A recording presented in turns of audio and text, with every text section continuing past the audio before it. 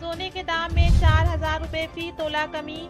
पिछले दिनों सोने की कीमत में 1,300 रुपये का इजाफा हुआ था, जबकि आज सोना 4,000 रुपये फी तोला सस्ता हो गया है। बैनुल-अक़वामी और मकामी मार्केट में सोने के दाम में बड़ी कमी देखी गई है। मंगल के रोज बैनुल-अक़वामी मार्केट में सोने की कीमत $45 कमी के बाद $1,800 फी औंस होगी। बैनुल-अक़वामी मार्केट में सोने की कीमत में कमी का असर मकामी सराफा बाजार पर भी पड़ा है।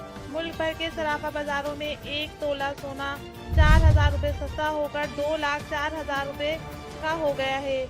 इसी तरह 10 ग्राम सोने की कीमत 30,000 रुपये कम होकर 1,70,000 रुपये हो गई है। सराफा बाजार में सोने के साथ चांदी की कीमतों में भी कमी देखी गई है। हफ्ते के रोज चांदी की कीमत 100 रुपये कमी के साथ 2,240 रुपये फी तोला हो गए।